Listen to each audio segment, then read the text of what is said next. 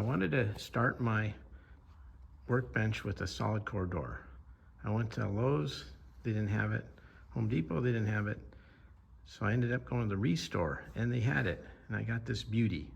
It's 8 feet long, perfectly flat, very heavy.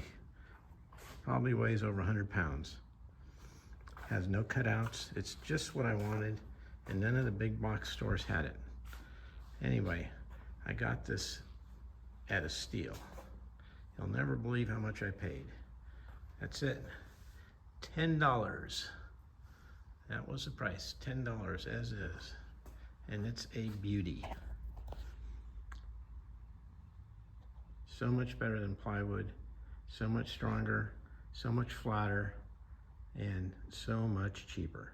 All I had to do to this door was to clean up the edge with my track saw. So there were some hinge cutouts there.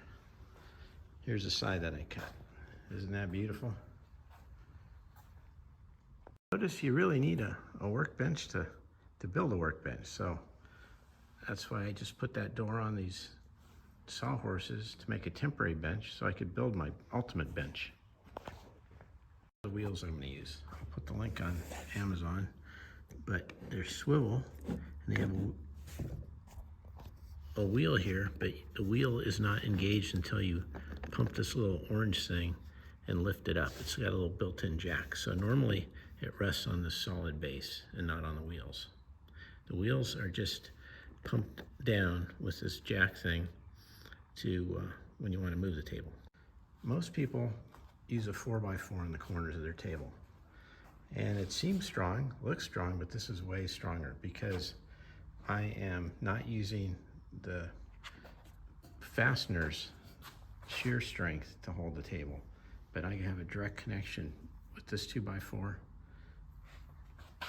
to this frame and this 2x4 to the table. Then it comes up, I'm gonna have my shelf, and that's gonna have an insert in there. And then I'm gonna trim these and make these both the same. So it'll be two 2x4s instead of a 4x4. It'll be much stronger because I'm not relying on screws or nails or bolts. Here isn't really needed because I'm connecting here with one of the structural screws and then the back side. So this is what locks it together. How high quality these 2x4s are. These are the premium ones. See how the grain goes this way?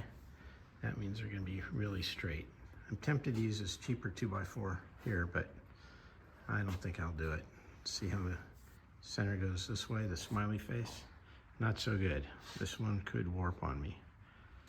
And dimensionally, it's maybe 1/64 of an inch wider because it's not as dried as the other one. So you can see I got this end done. But on this piece, I didn't stick this piece in yet because it's just gonna be too tight. Everything has to be hammered in. I have it really tight tolerances. So all I need to do is add these stringers and finish the other end. And it looks like it's gonna be a 2-day build. We're all done. This is what the final leg assembly looks like. Notice they're fit tightly in there.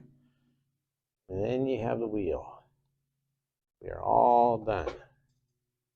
The other thing I want to point out is I pre-drilled these screws at an angle. I used a Kreg template to get the angle exact, but it's not critical.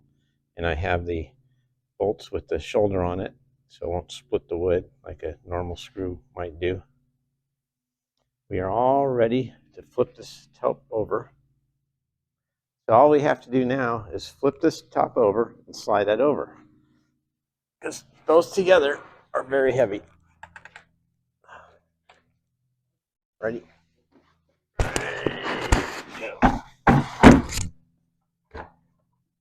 All right, top, there should be 1 inch of clearance around here for the clamps, so we shouldn't smash our fingers if we're within 1 inch. Center it. We're good. Raise down all the weights on the wheels and we can move it around. Then we just flip this little lever here, lower it, and it's fully supported on those solid legs so that it'll be very secure. There's the switch. So now the wheel's up and it doesn't want to move. This is pretty much the final build.